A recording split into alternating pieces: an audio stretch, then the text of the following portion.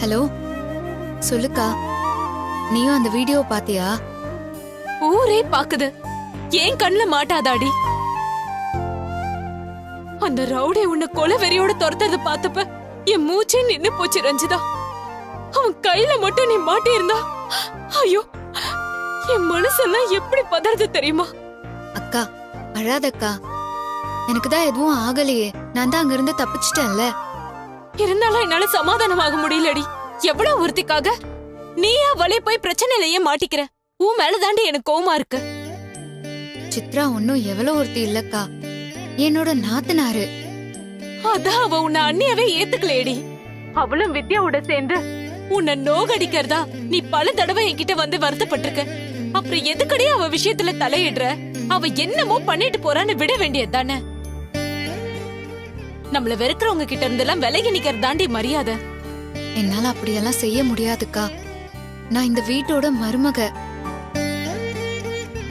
யாரு ஏத்துக்கிட்டாலும் இல்லனாலும் என் கடமைய நான் செஞ்சுதானக்கா ஆகணும். என் நாத்தனார் ஒரு தப்பான ஆள்கிட்ட மாட்டிட்டு இருக்கா. அவளை எப்படி இதுல இருந்து மீட்கணும்னு தான் நான் யோசிக்கணுமே தவிர, அவ எக்கேடோ கெட்டு போட்டோன்னு எல்லாம் என்னாலலாம் யோசிக்க முடியாதுக்கா. ஆனா உன் நல்ல மனசு அவ புரிஞ்சுக்கலையேடி. சுதாவுக்காக நீ பேசியிருந்தா நான் உன்னை எதுவுமே கேட்டிருக்க மாட்டேன்.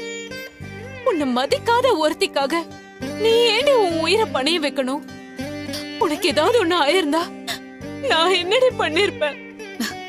அக்கா, ப்ளீஸ்கா, அழாதக்கா.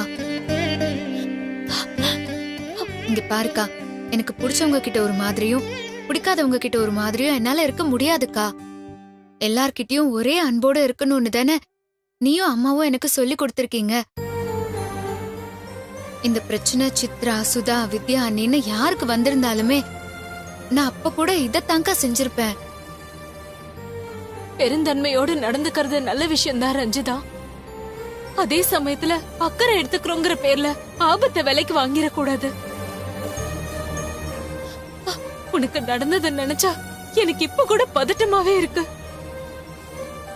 ஏதோ நம்ம பெத்தவங்க செஞ்ச புண்ணியம், அந்த ஓட்டம் ஓடி உன் உயிரை காப்பாத்திக்கிட்ட.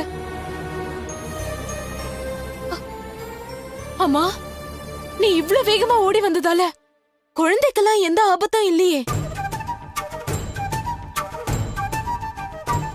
டாக்டர் கிட்ட போய் செக் பண்ணி பாத்தியா? டாக்டர் என்ன சொன்னாங்க? ஆ, அது அது ஒன்னும் பிரச்சனை இல்லைன்னு சொல்லிட்டாங்கக்கா. அப்பா, வயித்துல இருக்கிற குழந்தைய நினைச்சதும் நான் ரொம்ப டென்ஷன் ஆயிட்டேன் ரஞ்சிதா. இப்ப நீ சொன்னதை கேட்டுதா ஓரளவுக்கு நிம்மதியாச்சு. சரி, நீ இப்ப எங்க இருக்க? நான் வீட்ல தான்க்கா. அம்மா, ஏன் கேக்குற? மனசு ஒரு மாதிரியா இருக்குடி. உன்னை பார்த்தா நல்லா இருக்கும்னு தோணுது.